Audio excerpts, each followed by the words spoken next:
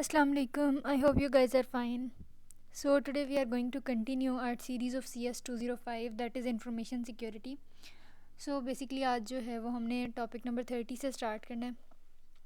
Previous video में जो है वो हमने 29 तक लेक्चर्स कवर कर लिए थे, right. So before starting the video, if you are new to the channel then don't forget to subscribe and hit the bell icon as well. So सबसे पहले यहाँ पे देखें कि आपके पास है case study of an enterprise of medium which is basically a medium organization. अब बेसिकली हम क्या कर रहे हैं कि हमने प्रीवियस वीडियो में प्रीवियस लेक्चर में हमने ये देखा था कि हमने इस तरह की इंडस्ट्री को स्टडी किया था जो स्मॉल साइज थी, जिसे हम कह रहे थे कि स्मॉल ऑर्गेनाइजेशन है, ठीक है. लेकिन अब फ़िलहाल जिस इंटरप्राइज़ को, जिस कंपनी को, जिस इंस्टीट्यूट को हमने फोकस करना है, जिसको स्टडी करना है, वो एक मीडियम साइज ऑर्गेनाइजेशन है. अच्छा, अब इसके ऑर्गेनाइजेशनल कैरेक्टरिस्टिक्स की अगर हम बात करें तो ये लाहौर में लोकेटेड है और इसका टोटल स्टाफ जो है वो आपके पास 350 है टोटल, ठीक है. अब 350 के स्टाफ में से 15 से ज़्यादा थोड़े जो हैं वो IT स्टाफ के लोग हैं. 25 आपके पास सर्वर्स हैं, लाइक मेन कंप्यूटर्स हैं. फिर एक डेटा सेंटर साइट है, फिर उसके अलावा एक डिज़ास्टर रिकवरी साइट है और फिर एक बैकअप साइट है. लाइक इसमें डिज़ास्टर रिकवरी और बैकअप साइट का पूरा सिस्टम है. And if you do remember तो स्मॉल साइज जो कंपनी थी उसमें ऐसा सीन नहीं था ऐसा, राइट. उसके अलावा ये किस नेचर की है कि IT सर्विसेज ये बेसिकली प्रोवाइड करती है ये कंपनी किसको, मीडिया इंडस्ट्रीज़ को, ठीक है. तो अब यहाँ पे अगर हम इसके कल्चर की, इसके एनवायरनमेंट की बात करें तो ये मीडियम साइज्ड है और प्रॉफिटेबल IT बिज़नेस जनरेट कर रही है. लाइक हम इसमें से रेवेन्यू जनरेट कर रहे हैं, प्रॉफिट दे रही है ये. उसके अलावा इंटरनल कल्चर जो है वो इसका गुड है. क्यों? क्योंकि बहुत सारे एम्प्लॉयज़ हैं वो, जैसे अब कह रहा है कि वो पिछले 10 साल से काम कर रहे हैं, तो इसका मतलब है कि जो भी यहाँ पे एम्प्लॉय होता है वो मोस्टली जो है वो वहाँ पे रुकना पसंद करता है या वहाँ पे जॉब करना जो है वो प्रेफर करता है. अच्छा, अब नेक्स्ट आपके पास आ गया कि ऑर्गेनाइजेशन लैक्स प्रोसेसेस. कि अब यहाँ पे एक नेगेटिव चीज़ है कि ऑर्गेनाइजेशन में ऐसे कोई प्रॉपर प्रोसीजर्स और प्रोसेसेस फॉलो नहीं हो रहे. टीम्स में एग्जीक्यूशन डिसिप्लिन तो है और उसके अलावा जो सीनियर रिसोर्सेज हैं, यानी कि मोस्ट ऑफ द एम्प्लॉयज़ जो पिछले 10 ईयर्स से काम कर रहे हैं वो एक्सपीरियंसड हैं और वो इस वक्त ऑर्गेनाइजेशन में मौजूद हैं, राइट. अब इसके IT सेटअप की बात करते हैं तो इसकी विंडोज़ जो हैं, विंडोज़ भी हैं, उसके अलावा लिनक्स सर्वर ऑपरेटिंग सिस्टम भी यूज़ हो रहा है. फिर डेटाबेसेस की बात करें तो ओरेकल और MS SQL. फिर उसके बाद एप्लीकेशंस की बात करें तो ASP.NET 4.x लाइक इसका वेरिएंट यूज़ हो रहा है और टोटल ये 15 है. विंडोज़ हैं, फिर उसके अलावा एक सिस्को की फायरवॉल भी है डेटा सेंटर में. फिर माइक्रोटिक राउटर्स भी यूज़ हो रहे हैं, ठीक है. उसके अलावा IT सेटअप में अगर हम मज़ीद बात करें तो आस्ट्रिस्क वॉइस सर्वर है, जो मैंने आपको बताया था कि कॉल सेंटर के लिए बेसिकली थोड़ा सा पुराना वेरिएंट है लेकिन फिर भी यहाँ पे काम कर रहा है. उसके अलावा एक डिज़ास्टर रिकवरी साइट है जो थोड़ी ऑफशोर है, लाइक दूर है आपके मेन सेंटर से. एक बैकअप साइट है. उसके अलावा एंटीवायरस पांडा एंटीवायरस है, ठीक है. फिर एक्टिव डायरेक्टरी भी है. लेकिन अब नेगेटिव चीज़ क्या आ गई कि इसमें अनलाइसेंस्ड विंडोज़ हैं, ठीक है. तो कोई भी सिस्टम या किसी भी ऑर्गेनाइजेशन में हम ये नहीं चाह रहे होते कि जो आपकी विंडोज़ हैं वो अनलाइसेंस्ड हों. ये थोड़ा सा नेगेटिव में चला जाता है. उसके अलावा MDMN for email server migrating to MS exchange. कि MDMN लाइक वही कि थोड़ा सा पुराना सिस्टम है ईमेल्स का, लेकिन अब वो with the passage of time migrate कर रहे हैं नए वेरिएंट की तरफ, नए प्लेटफॉर्म की तरफ, विच इज़ MS एक्सचेंज. अच्छा, अब अगर सिक्योरिटी पोस्चर की बात करें, सिक्योरिटी इंफ्रास्ट्रक्चर की, सिक्योरिटी सिस्टम की बात करें तो वो कम्प्लीटली आपके पास जो है वो इसमें एब्सेंट है. कोई hardening, security hardening which is the first step of security transformation, वो नहीं हुई, राइट. उसके अलावा कोई वल्नरेबिलिटी मैनेजमेंट सेकंड प्रोसेस नहीं हुआ. सिक्योरिटी मैनेजमेंट नहीं है, सिक्योरिटी इंजीनियरिंग नहीं है, गवर्नेंस नहीं है, कुछ भी नहीं है. ना कोई पॉलिसी है, ना कोई स्टाफ है सिक्योरिटी के लिए, ना मैनेजमेंट कमिटमेंट जिसे हम टोन एट द टॉप कहते आ रहे हैं वो भी नहीं है. अब रिक्वायरमेंट बेसिकली क्या है कि हुआ क्या कि इस ऑर्गेनाइजेशन में एक सिक्योरिटी इंसिडेंट हो गया और लाइक कोई इस तरह का डेटा जो आपका सेंसिटिव डेटा था कंपनी का वो लीक हो गया. और लीक किसने किया? किसी इंटरनल एम्प्लॉय ने, किसी अंदर के बंदे ने. और एक रीज़न ये बनी सिक्योरिटी रिक्वायरमेंट की कि लाइसेंस जो है उसकी रीन्यूअल की डेट आ गई थी. जैसे हर चीज़ की कोई लाइक फ़िक्स होने की, अपडेट होने की, लाइक व्हाट्सएप का हर कुछ मंथ्स के बाद वो अपडेट आ जाता है किसी भी ऐप का. तो इस तरह से जो है वो आपके पास सिक्योरिटी कमिटमेंट का जो है वो लाइसेंस रीन्यू होने वाला था. तो अब क्या हुआ कि जो एग्जीक्यूटिव मैनेजमेंट, लाइक जो हायर अथॉरिटीज़ थी, they were very concerned about information security. और उनकी टीम का, लाइक इस मीडियम साइज जो ऑर्गेनाइजेशन है, इसके हेड ने, इसके CEO ने जो है वो अप्रोच किया सिक्योरिटी कंसल्टिंग कंपनी को. और अब सिक्योरिटी कंसल्टिंग कंपनी को ना आपकी कंपनी है लाइक जिसने सर्विसेज प्रोवाइड करनी है. तो आपने रिकमेंड किया इस मीडियम साइज ऑर्गेनाइजेशन को कि सिक्योरिटी ट्रांसफॉर्मेशन प्रोसेस से गुजरना होगा। इस पूरे प्रोसेस में इसके स्टार्ट होने में प्रोजेक्ट के 15 दिन लगे, फिर उसके बाद पहली लेयर जो सिक्योरिटी हार्डनिंग की थी उसमें 3 मंथ्स लगे, फिर वल्नरेबिलिटी मैनेजमेंट में 1 मंथ लगा, फिर सिक्योरिटी इंजीनियरिंग में 4 मंथ्स, और फिर लास्ट में जो गवर्नेंस का स्टेप होता है उसमें 3 मंथ्स ऑलमोस्ट लगे। ठीक है, सो इसका कंक्लूजन क्या निकला कि senior resources in the organisation were committed. अब जैसे कि मैंने आपको बताया कि जो एग्जीक्यूटिव मैनेजमेंट थी दे वर वेरी कंसर्न्ड, और उन्होंने अप्रोच किया कंसल्टिंग कंपनी को। इसी तरह से demonstration of security commitment was essential for organisation survival, कि अगर सिक्योरिटी कमिटमेंट और इस तरह से कंसर्न ना शो किया जाता तो फिर लाइक जो फर्म है उसको नेगेटिव इफ़ेक्ट्स फेस करने पड़ सकते थे।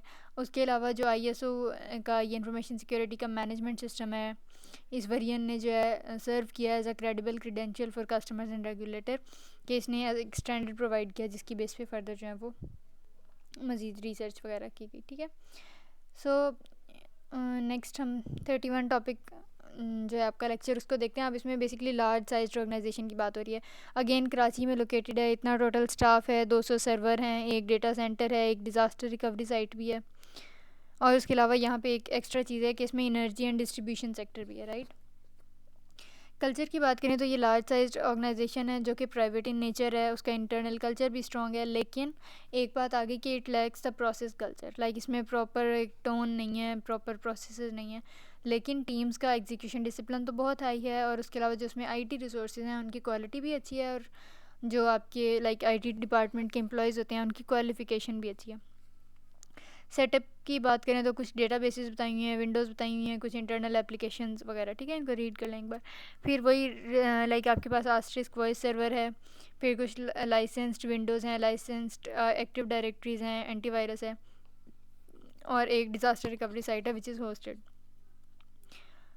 अच्छा, अब यहाँ पे देखें सिक्योरिटी पोस्चर की बात करें तो ये सुपरफिशियल है, लाइक कहते हैं कि ना ऊपर ऊपर से बस सरफेस सिक्योरिटी है यहाँ पे। ठीक है, मतलब ऐसे ज़्यादा डेप्थ में नहीं है, कोई हार्डनिंग नहीं हुई। वल्नरेबिलिटी मैनेजमेंट है तो सही लेकिन बहुत वीक है। उसी तरह सिक्योरिटी मैनेजमेंट है तो सही लेकिन पुअर इन नेचर है। उसके अलावा सिक्योरिटी टीम ये चलो अच्छी बात है कि एग्जिस्ट करती है, लेकिन अगेन वही बात आ गई कि कोई मैनेजमेंट कमिटमेंट नहीं है, लाइक कोई टर्न एट द टॉप नहीं है। सो अब सिक्योरिटी रिक्वायरमेंट लाइक क्या इंसिडेंट हुआ जिसकी वजह से इस बात पे गौर करना पड़ गया कि सिक्योरिटी हार्डनिंग वगैरह की ज़रूरत है। एक सिक्योरिटी इंसिडेंट हुआ जिसमें सर्वर्स जो है वो हैक कर लिए गए, जिसकी वजह से बहुत ज़्यादा फाइनेंशियल जो माली तौर पे कहते हैं कि लॉस हुआ, बजट्स में, रेवेन्यूज़ में, इन सब में जो है वो फेस करना पड़ा। तो अब किस वजह से चेंज आया कि जो एग्जीक्यूटिव मैनेजमेंट थी they were very concerned about information security, और फिर उन्होंने एक बोर्ड बनाया जो IT को जो है वो लीड कर रहा था, और फिर उन्होंने आपकी जो कंसल्टिंग कंपनी है उनको अप्रोच किया, और फिर अगेन वही सिक्योरिटी ट्रांसफॉर्मेशन का प्रोजेक्ट स्टार्ट आपने रिकमेंड किया कि इसको मतलब गो थ्रू करो, इसको स्टार्ट करो। तो फिर प्रोजेक्ट इनिशिएट करने में 15 दिन लगे, फिर फर्स्ट लेयर में 6 मंथ, सेकेंड में 1 मंथ, थर्ड में 1 मंथ, और फिर फोर्थ लेयर में गवर्नेंस और ISO सर्टिफिकेशन में 5 मंथ लगे। ठीक है, तो कंक्लूजन ये निकला कि जो बोर्ड और IT डायरेक्टर था IT टीम का, उसकी strong commitment was the main thing which drove the implementation of security transformation project. ठीक है, उन्हीं की वजह से ये मुमकिन हुआ कि सिक्योरिटी ट्रांसफॉर्मेशन को कैरी आउट किया जा सके। उसके अलावा जैसे हमने स्मॉल साइज में, मीडियम साइज में और लार्ज तीनों में ये देखा कि ISO 27001 2013 information security management system they achieved as a security credential, के इन्होंने एज अ स्टैंडर्ड जो है वो काम किया। राइट, अच्छा अब नेक्स्ट हम देखते हैं 32। अच्छा, अब यहाँ पे बात हो रही है structure of an IT team. ठीक है, अब ये जो सारे टॉपिक्स हैं हमने इनको आगे एक एक करके स्लाइड में देखना है। तो देखें जनरल स्ट्रक्चर की अगर हम बात करें, let me zoom it out. अच्छा, अब यहाँ पे देखें लाइक आपके पास चीफ इंफॉर्मेशन ऑफिसर है, वो सबसे आपके मेन हेड पे मौजूद है, लाइक सबसे जो हाईएस्ट लेवल है, हाईएस्ट अथॉरिटी है वो इसके पास है। ठीक है, अच्छा अब यहाँ पे आपके पास जो है वो मेन हेड आ गया, लाइक चीफ इंफॉर्मेशन ऑफिसर। ठीक है, अच्छा, अब नेक्स्ट यहाँ पे आपको ग्राफ में जो एग्जेक्टिव असिस्टेंट नज़र आ रहा है, इसका मतलब है कि जो टीम में जनरल स्ट्रक्चर किसी भी अगर आईटी टीम का हम देखें तो मेन आपके पास CIO, यहाँ से एब्रिविएशन इसका एक बार कंफर्म कर लेते हैं दोबारा, चीफ इंफॉर्मेशन ऑफिसर, ठीक है। अच्छा, अब चीफ इंफॉर्मेशन ऑफिसर जो है वो लाइक रिपोर्ट ले सकता है या पूछ सकता है एग्जेक्टिव असिस्टेंट से। इसी तरह जो नीचे जितने भी आपके पास लाइक मेन ब्रांचेज हैं वो सब पहले रिपोर्ट करेंगी एग्जेक्टिव असिस्टेंट को, और फिर एट द वेरी एंड जो चीफ इंफॉर्मेशन ऑफिसर है, ठीक है। अब ये हैं कुछ जनरल मैनेजर्स हैं किस किस के, नेटवर्क्स एंड इंफ्रास्ट्रक्चर के, फिर आईटी ऑपरेशंस के, सॉफ्टवेयर डेवलपमेंट के, आईटी सर्विसेज, उसके अलावा PMU, बिजनेस टेक, इन सब को हम जो है वो इंशाल्लाह डिटेल में आगे डिस्कस करेंगे। फिर प्रोक्योरमेंट और फाइनेंस के, और फिर आईटी सिक्योरिटी के। तो सबसे पहले अगर हम बात करें कि जो जनरल मैनेजर नेटवर्क्स या इंफ्रास्ट्रक्चर का है वो क्या करेगा, कि वो नेटवर्क्स को डील करेगा, उसके अलावा कैपेसिटी प्लानिंग, लाइक अगर आपके पास कोई फर्म है और उसकी कितनी कैपेसिटी है या वो कितने लाइक सिक्योरिटी ट्रांसफॉर्मेशन मॉडल को जो उसने परसू करना है, तो वो किस लेवल पे इंफॉर्मेशन सिक्योरिटी को मेंटेन कर सकता है अपनी ऑर्गेनाइजेशन में। इसी तरह जो जनरल मैनेजर आईटी ऑपरेशंस है उसका काम होगा कि वो डेटा सेंटर्स जो हैं उनके सर्वर्स का अप टाइम नोट करेगा कि कितने टाइम के लिए वो अवेलेबल हैं, ठीक है। इसी तरह जो जनरल मैनेजर सॉफ्टवेयर डेवलपमेंट का होगा वो सॉफ्टवेयर एक्विजिशन और डेवलपमेंट को नोट करेगा और उसको मैनेज करेगा कि लाइक सॉफ्टवेयर जो हैं वो कैसे एक्वायर किए जा रहे हैं, कैसे डेवलप हो रहे हैं, ठीक है। और इसके अलावा जनरल मैनेजर आईटी सर्विसेज की बात करें तो web proxy, email service desk, like जो थर्ड पर्सनस कह लें या यूज़र्स, एंड यूज़र्स कह लें, उन से अगर इंटरेक्ट करना होगा तो like GM IT services will be responsible for all that. इसी तरह प्रोजेक्ट मैनेजमेंट यूनिट के लिए general manager business tech, business interfaces के, जिससे एंड यूज़र्स या क्लाइंट्स कैसे इंटरेक्ट कर रहे होते हैं, कैसे हम यूज़ करते हैं किसी भी ऐप को, किसी भी चीज़ को, ठीक है। तो ये सारा कुछ जो है वो जनरल मैनेजर करेगा, PMU like project management unit का। नेक्स्ट आईटी प्रोक्योरमेंट में जितनी भी रिक्रूटमेंट्स, हायरिंग्स होनी होंगी, फाइनेंस में जो बजट्स, रेवेन्यूज़ और ये सारा कुछ मैनेज होना होता है। आईटी सिक्योरिटी में सिक्योरिटी फंक्शन की हम बात करते हैं। अच्छा, फिर फर्दर कुछ इनकी ज़्यादा लाइक डिटेल्स में चले जाएँ तो फिर जो GM नेटवर्क्स एंड इंफ्रास्ट्रक्चर है वो नेशन वाइड कनेक्टिविटी को इनेबल करवाता है, ठीक है। इसी तरह जो जनरल मैनेजर आईटी ऑपरेशंस है वो डेटाबेस ऑपरेशंस को देखेगा, एप्लीकेशन सपोर्ट को देखेगा। फिर सॉफ्टवेयर CRs के लिए जो है वो आपके पास जनरल मैनेजर सॉफ्टवेयर डेवलपमेंट होगा। Let me check software CRs।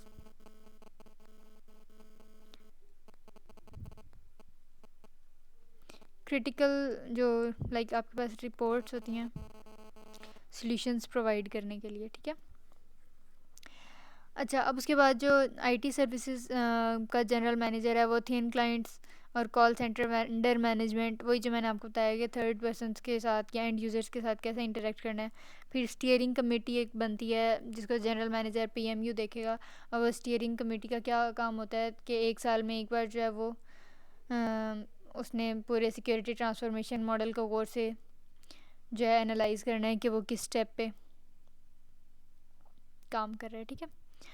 अच्छा, इसी तरह आईटी अकाउंटिंग को आईटी फाइनेंस डिपार्टमेंट के बंदे देखेंगे, उसका जनरल मैनेजर मैनेज करेगा। और कंप्लाइंस क्या होता है, कंप्लाइंस ये होता है कि आपका जो भी सिस्टम है इंफॉर्मेशन सिक्योरिटी का किसी ऑर्गेनाइजेशन का, वो रूल्स एंड रेगुलेशन से कितना जो है वो वेल अलाइंड है या वो कितना रूल्स को फॉलो कर रहा है।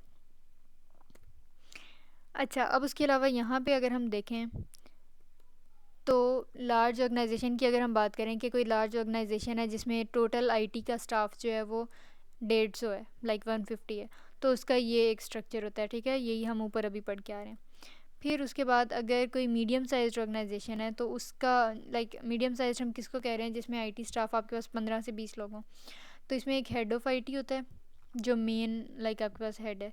फिर उसके बाद 3 नीचे फर्दर आप कह लें कि जनरल मैनेजर्स की तरह आ गए। एक आपके पास हेड होगा आईटी इंफ्रास्ट्रक्चर का, एक एप्लीकेशंस और एक आईटी सपोर्ट, ठीक है ना।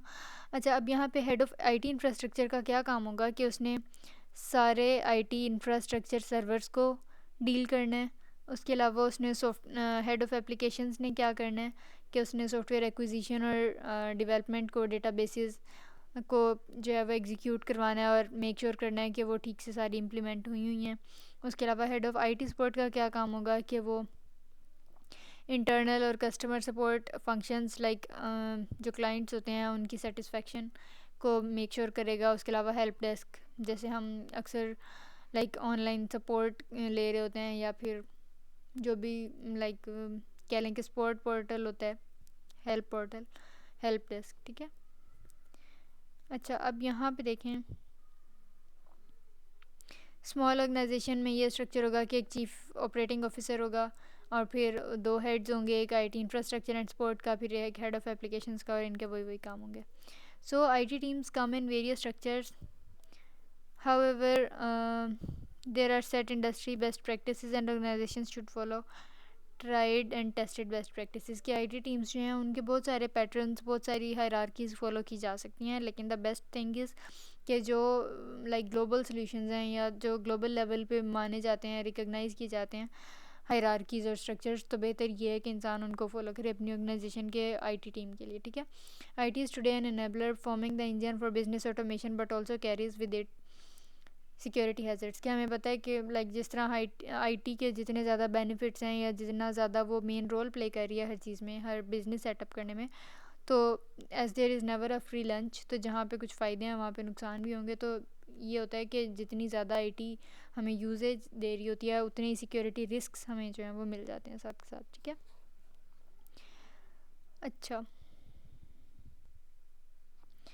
अब नेक्स्ट यहाँ पे देखें लेक्चर नंबर 33, इसमें कुछ हम की परफॉर्मेंस इंडिकेटर्स की बात करेंगे और कुछ प्रायोरिटीज़ की बात करेंगे इंफॉर्मेशन टेक्नोलॉजी डिपार्टमेंट की। आईटी जो है वो कह रहा है कि चैलेंजिंग डोमेन है which requires skill, experience, structure and spending to run efficiently. कि अगर हम चाहते हैं कि आईटी किसी भी टीम, किसी ऑर्गेनाइजेशन, किसी फर्म की सक्सेसफुली जो है वो रन करे, तो उसके लिए स्किल भी चाहिए, एक्सपीरियंस, स्ट्रक्चर, और उसके अलावा कॉस्ट बजटिंग, और उस पर लाइक एक्सपेंसेस थोड़े पहले लगाने पड़ते हैं, इन्वेस्ट करना पड़ता है। उसके अलावा business is making steep demands on IT for agile delivery of applications in order to keep up with the competition. Like अब एक मोबाइल की फॉर एग्जांपल कंपनी है, तो यू विल हैव नोटिस्ड कि with the passage of time, थोड़े थोड़े time के बाद कितने उसमें मॉडल्स आ जाते हैं, कितने न्यू वर्जन्स आ जाते हैं, इसी तरह किसी सॉफ्टवेयर वगैरह के भी। तो फिर क्या होता है कि जो आईटी बिजनेसेस हैं वो इतनी शार्प डिमांड्स कर रहे होते हैं कि आईटी की इंफॉर्मेशन सिक्योरिटी के पूरे पोस्चर को उसके साथ कीप अप करना, उसके साथ स्टेप अप करना मुश्किल हो रहा होता है। उसके अलावा आईटी को अगर आपने रन करना है तो उसके लिए डाइवर्स स्किल सेट चाहिए, यानी कि कोई एक सिंगल स्किल सेट नहीं है जिस पे आप रिलाई कर सकें, आपको डिफरेंट स्किल्स में जो है वो एक्सपर्टीज़ चाहिए होती हैं। अच्छा, primary objective set for IT by management is to, अब लाइक बेसिक ऑब्जेक्टिव्स या बेसिक पर्पसेस क्या होते हैं किसी भी आईटी टीम के। सबसे पहले तो उसने इंफ्रास्ट्रक्चर को सेटअप करना है, लाइक एक स्ट्रक्चर सा बना देना है किस चीज़ का, with least cost in the minimum time, के प्राइस भी सबसे कम लगे और टाइम भी सबसे कम लगे, ठीक है। तो बेस्ट पार्ट ही होता है, लेकिन डेफिनेटली ऐसा नहीं होता। अक्सर कॉस्ट ज़्यादा होती है तो टाइम कम लग रहा होता है, टाइम ज़्यादा लगे तो लाइक कॉस्ट कम हो रही होती है, तो थोड़ा ट्रेड ऑफ रखना पड़ता है, बैलेंस रखना पड़ता है। Next objective is to maintain the network with minimum disruption and maximum performance requiring the least resources, ठीक है। तो आपसे ये पूछा जा सकता है कि like IT by set, like IT posture set करने के लिए क्या प्राइमरी ऑब्जेक्टिव्स होते हैं। तो पहली बात तो हो गई। दूसरा ये कि ऐसा नेटवर्क मेंटेन रखना है जिसमें डिसरप्शन लाइक इंटरफेरेंस या फिर इस तरह के ऑब्स्टेकल्स सबसे लीस्ट हो, सबसे कम हो, परफॉर्मेंस भी उसकी मैक्सिमम हो, और रिसोर्सेज भी वो सबसे कम यूज़ कर रहा हो। अच्छा, उसके अलावा परफॉर्मेंस इंडिकेटर्स केपीआईज़ की अगर हम बात करें तो सबसे पहले आपके पास आ जाता है मिनिमल नेटवर्क डिसरप्शन, इसकी हम बात कर चुके हैं। फिर उसके बाद timely completion of new projects, कि जो न्यू प्रोजेक्ट्स स्टार्ट किए हैं आपकी टीम ने वो उनको टाइम टू टाइम कंप्लीट भी करे, साथ के साथ लेट ना करे, डिले ना करे। उसके अलावा जो पहले से एप्लीकेशंस एग्जिस्ट कर रही हैं उसमें क्विक और एफिशिएंट चेंजेस होने चाहिए, ठीक है। अब प्रायोरिटीज़ की बात करें तो हमारे आईटी डिपार्टमेंट की ये प्रायोरिटी होती है कि वो की परफॉर्मेंस इंडिकेटर तक पहुंच पाएँ। उसके अलावा अनप्लैंड और एडहॉक बिजनेस रिक्वायरमेंट्स को मीट कर सकें। एडहॉक भी यही होता है बेसिकली, अनप्लैंड, अनऑर्गेनाइज्ड, जो पहले से सोचा ना गया हो, प्री डिसाइडेड ना हो, ठीक है। और इस तरह की बिजनेस रिक्वायरमेंट्स को डील करने के लिए, हैंडल करने के लिए हमारी एक प्रायोरिटी होती है कि आपका सिस्टम इतना स्ट्रॉन्ग होना चाहिए आईटी का। अच्छा, अब आईटी टीम्स इन बैंकिंग की अगर बात करें तो बैंकिंग के डिपार्टमेंट में मोस्टली क्या होता है कि बहुत ज़्यादा नंबर ऑफ़ एप्लीकेशंस यूज़ हो रही होती हैं, लिगेसी, लाइक वहाँ पे ज़्यादा पुराने वर्जन्स को यूज़ किया जा रहा होता है, पुराने रूल्स फॉलो किए जा रहे होते हैं। इसी तरह हैवी वेट बिजनेस टीम्स होती हैं और IT seen as a cost centre, कि क्या होता है कि बैंकिंग में और ही इतनी बिजनेस टीम्स हैवी वेट होती हैं कि लाइक और इतने स्किल्स वगैरह चाहिए होते हैं और इतनी तरह के एम्प्लॉयज़ होते हैं कि आईटी को कोस्ट सेंटर के तौर पे समझते हैं कि बस अगर इस पे इन्वेस्ट कर दिया तो बस वो खाली पैसे लगाने वाली बात है, ऐसे इसका कोई फ़ायदा नहीं है। हालांकि this is not the case, लेकिन आईटी को बैंकिंग डिपार्टमेंट में एज अ कोस्ट सेंटर ही कंसिडर किया जाता है। उसके अलावा एक ड्रॉबैक किया जाता है कि जो टेक्नोलॉजिस्ट्स होते हैं they are generally poor at banking. Like कोई आईटी का बंदा है तो वो बैंकिंग में क्यों, क्योंकि लाइक अगर बी एस आई टी ये बिल्कुल डिफरेंट फील्ड है, ठीक है। और इसी तरह अगर हम बैंकिंग की बात करें तो वो बिल्कुल डिफरेंट है। तो एक बंदे के पास अगर अपनी डिग्री के स्किल्स हैं तो वो दूसरे में कैसे एडजस्ट कर सकता है, उसके लिए काफ़ी ज़्यादा हार्डवर्क और स्किल सेट्स चाहिए। अगर टेलकोज लाइक टेलीकम्युनिकेशन जो सर्विसेज होती हैं उनकी बात करें तो उसमें ज़्यादा प्रोफेशनल और क्वालिफाइड टीम होती है। उसके अलावा इसकी रीज़न ये है कि बहुत सारी टेलीकम्युनिकेशन सर्विसेज जो हैं वो पिछले 10 सालों में बनी है, तो उनमें कोई पुराने ख्यालात और पुराने रूल्स वगैरह नहीं हैं, कोई लिगेसी नहीं है, ग्रीन फील्ड है। नेक्स्ट फ्यूअर एप्लीकेशंस, थोड़ी सी एप्लीकेशंस हैं, और जो एप्लीकेशंस हैं क्योंकि वो पिछले 10 साल में बनी हैं तो वो रीसेंट हैं और वो आईटी को अच्छे से सपोर्ट करती हैं, ठीक है। इसी तरह जब इंटरप्राइज़ की बात करें, अब यहाँ पे इंटरप्राइज़ वो हो रही है कि बैंकिंग और टेलीकम्युनिकेशन से हट के बाकी जो भी आपकी इंडस्ट्री है, जो भी आपकी ऑर्गेनाइजेशन है, उसमें क्या होता है कि competence and professionalism of IT teams matches culture of organisation, ठीक है। जो भी आपकी कल्चर लाइक आपके ऑर्गेनाइजेशन का जो भी कल्चर है उसमें ये मेक श्योर किया जाता है कि वहाँ पे जो लोग हैं वो आईटी के प्रोफेशन में, आईटी फील्ड में जो है वो कॉम्पिटेंट हों और वो लाइक ये जानते हो कि वक्त का क्या तकाजा है या with the passage of time उन्होंने कैसे ग्रूम अप होना है और कैसे अपने इंफॉर्मेशन सिक्योरिटी पोस्चर को मेंटेन रखना है। IT efficiency driven by top management commitment and interest, और इसमें एक चीज़ जो बहुत मेजर अहम रोल प्ले करती है वो ये है कि जो आपकी टॉप मैनेजमेंट है, जो आपकी हायर लीड्स हैं, वो कितना रोल प्ले कर रही हैं, वो कितना इंटरेस्ट शो कर रही हैं। ज़ाहिर है उनके इंटरेस्ट के बगैर कुछ मुमकिन नहीं है, कुछ अच्छा मुमकिन नहीं है। तो पाकिस्तान की अगर सिक्योरिटी पोस्चर की बात की जाए तो 95% आपके पास ऑर्गेनाइजेशन हमारे कंट्री में हर तरह की और हर साइज़ की ऐसी हैं जिनमें सिक्योरिटी पोस्चर बिल्कुल एब्सेंट है, डेफिशिएंट है, कम है और ना होने के बराबर है। And the main reason behind it is the lack of awareness in the country has contributed to this deficient and poor security posture, कि हमारे कंट्री में इंफॉर्मेशन सिक्योरिटी के बारे में कभी प्रॉपर अवेयरनेस ही नहीं दी गई कि ये कितना ऐसे सेंसिटिव और क्रिटिकल मैटर है और इस पर फोकस किया जाना चाहिए। अब यहाँ पे लेक्चर नंबर 34 की बात करते हैं, और ये बेसिकली क्या है कि आईटी टीम जो है वो कैसे इंटरेक्ट करती है दूसरे स्टेक होल्डर्स के साथ। स्टेक होल्डर्स वो होते हैं जिन्होंने कोई शेयर लिया होता है लाइक आपकी कंपनी में, ठीक है। तो सबसे पहले इन सबको हमने एक एक करके डिटेल में डिस्कस करना है। सबसे पहले आपके पास आ जाती है आईटी बजट या प्रोजेक्ट्स की बात, जो आईटी स्टीयरिंग कमेटी ने अप्रूव किए होते हैं। ये हम पहले थोड़ा सा डिस्कस करके आ चुके हैं वैसे कि स्टीयरिंग कमेटी क्या होती है। अच्छा, ये इसमें देखें capex and opex layout. Capex होता है कैपिटल एक्सपेंडिचर, ओपेक्स होता है ऑपरेशंस एक्सपेंडिचर।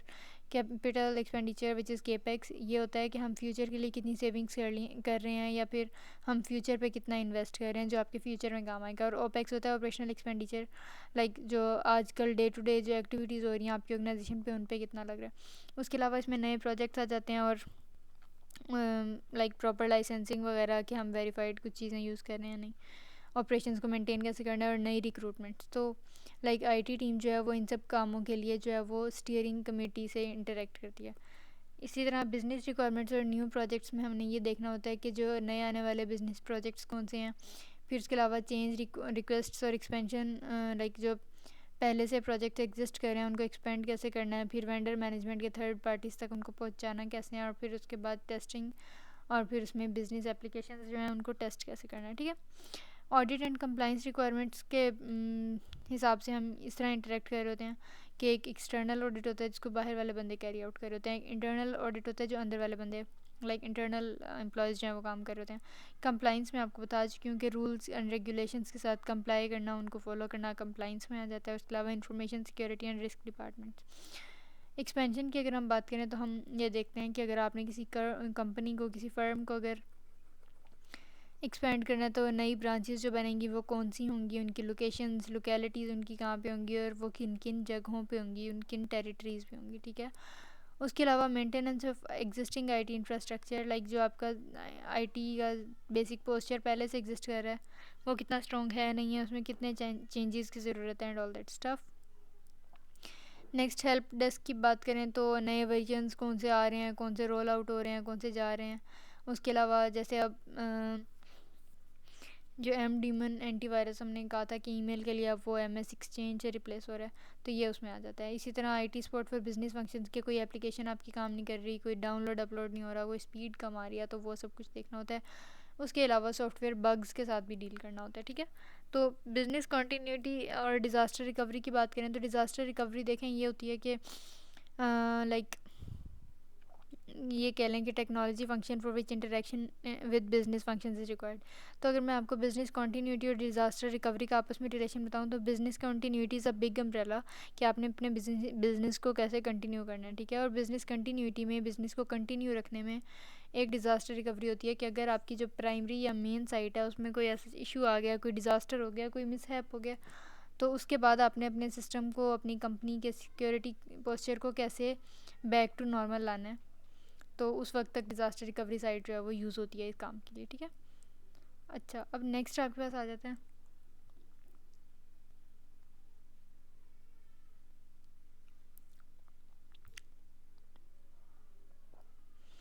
लेक्चर 35।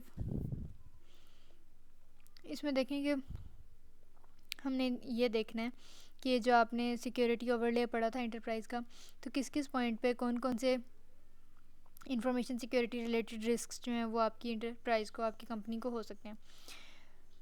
सबसे पहले एज राउटर की बात करें तो यहाँ पे इंटरनेट सर्विस प्रोवाइडर की तरफ डिस्ट्रीब्यूटेड डिनाइल ऑफ सर्विस और active advanced persistent threats attacks, zero day attacks, ये सारे इंटरनेट सर्विस प्रोवाइडर पे होते हैं। देखें distributed denial of service basically क्या होता है कि डिफरेंट डिवाइसेस से डिनाइल ऑफ सर्विस हो रहा है और डिस्ट्रीब्यूटेड वेज में।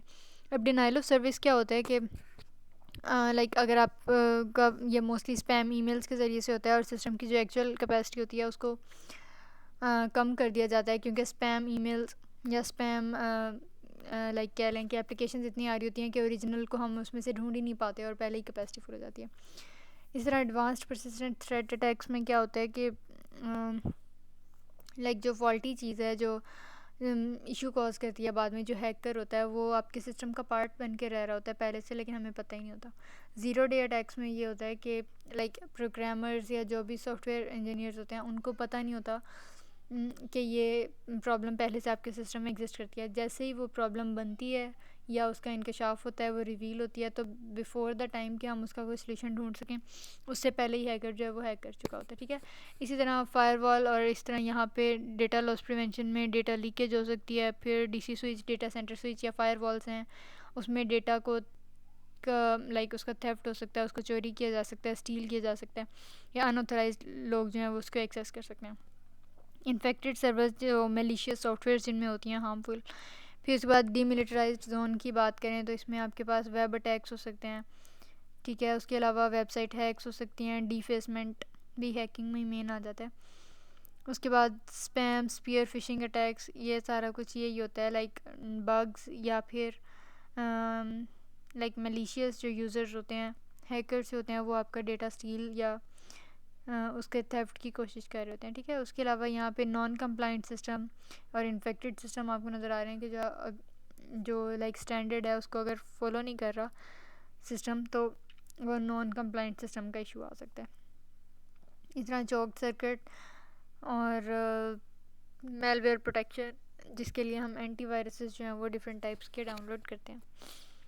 सो अब यहाँ पे कुछ सिक्योरिटी चैलेंजेस हैं और फिर उनकी लोकेशन है कि आपके सिक्योरिटी ओवरले में किस किस लोकेशन पे, किस किस डिवाइस पे कौन सा सिक्योरिटी चैलेंज फेस किया जा सकता है इन द फ्यूचर, और फिर उसका क्या सिक्योरिटी सोल्यूशन है। सबसे पहले बात आ जाती है पेरीमीटर फिल्टरिंग की, और ये एज राउटर पे होता है। और इसके लिए सिक्योरिटी सोल्यूशन है कि हम एक्सेस लिस्ट और वेरियस आपके पास जो RFCs हैं उनको बनाएं, और इन सबको हम आगे वाली स्लाइड्स में बहुत ज़्यादा डिटेल में डिस्कस करने लगे हैं। सो यहाँ पे आप इसको एक बार ऑब्जेक्टिव के पॉइंट ऑफ व्यू से देख लीजिएगा। जो DDoS distributed denial of service attack है वो भी अगेन एज राउटर पे होता है और इसके लिए इसकी प्रोटेक्शन ज़रूरी है। फिर ज़ीरो डे अटैक या APT अटैक, ये भी हम पीछे पढ़ के आए हैं कि एज डिवाइस पे होते हैं या नेक्स्ट जनरेशन फायरवॉल पे। और इसके लिए इनकी प्रिवेंशन ज़रूरी है, वही नाम है और कुछ इसमें नया नहीं है। Web server attacks demilitarised zone में होते हैं। अगर आप वो डायग्राम ही पीछे वाली अच्छे से कर लें तो आई एम प्रीटी श्योर के ये टेबल्स जो हैं वो याद करने में कंपैरेटिवली आसान लगेंगे। ईमेल स्पैम्स के लिए ईमेल सिक्योरिटी चाहिए होगी, ठीक है। इसी तरह जो वेब बेस्ड यूज़र अटैक्स हैं उनके लिए वेब फिल्टरिंग चाहिए होगी, और इनकी लोकेशन तो आप इजीली लाइक जो ऊपर हम इंटरप्राइज का सिक्योरिटी ओवरले की डायग्राम देखे हैं उससे इजीली तैयार हो जाएगा, ठीक है। तो उसके लिए बेशक टेबल ना देखें, सिक्योरिटी सोल्यूशन के लिए देख लें, और वो भी मोस्टली तो नेम्स के साथ ही रिजेंबल कर रहा है, कुछ हैं जो थोड़े चेंज हैं। अच्छा, अब सिस्टम मेलवेयर के लिए मैंने आपको जैसे बताया था कि सिस्टम नाम से पता चल रहा है कि सिस्टम ही इसकी लोकेशन है, और इसके लिए सिक्योरिटी सोल्यूशन मैंने आपको बताया था कि एंटीवायरस डाउनलोड हम करते हैं। यूज़र नेटवर्क एक्सेस कंट्रोल में बेसिकली ये होती है कि जहाँ काफ़ी सारे यूज़र्स एक्सेस कर रहे हो डेटा को और इकट्ठे मिलकर एग्रीगेशन पॉइंट पे, वहाँ पे ये इशू आता है, और इसके लिए हम नेटवर्क एडमिशन कंट्रोल एक डिवाइस होती है वो लगाते हैं। नेक्स्ट आपके पास आ जाता है user controls for USB media HDD encryption, और ये सिक्योरिटी चैलेंज भी आपके सिस्टम में होता है, और उसके लिए हम data loss prevention system level पे एग्जीक्यूट करते हैं, ठीक है। फिर उसके अलावा कनेक्टिविटी और मेलवेयर के इश्यूज यूनिफाइड थ्रेट मैनेजमेंट के एक सिंगल सोल्यूशन हो जो काफ़ी सारे प्रॉब्लम्स का हल हो, वो इम्प्लीमेंट करते हैं। फिर डेटा सेंटर अनऑथराइज्ड एक्सेस की बात करें तो ये भी नाम से पता चल रहा है कि ये डेटा सेंटर फायरवॉल पे एग्जिस्ट करेगा, और उसके लिए मेलवेयर प्रोटेक्शन यूज़ होती है। डेटा एक्सफिल्ट्रेशन के लिए एज पे ही एग्जिस्ट करता है, और डीएलपी सॉल्यूशंस होते हैं, इवेंट मॉनिटरिंग, अनपैच्ड सिस्टम्स और सर्वर इंटेग्रिटी, ठीक है। अच्छा, so how is the enterprise secured with the help of various component and security design, सबको हम इंशाल्लाह नेक्स्ट वीडियो में डिस्कस करेंगे। That was till the lecture number 35। इसमें कोई भी क्यूरी या कन्फ्यूजन हो so you can always drop a comment. See you soon, till then खुदा हाफिज़।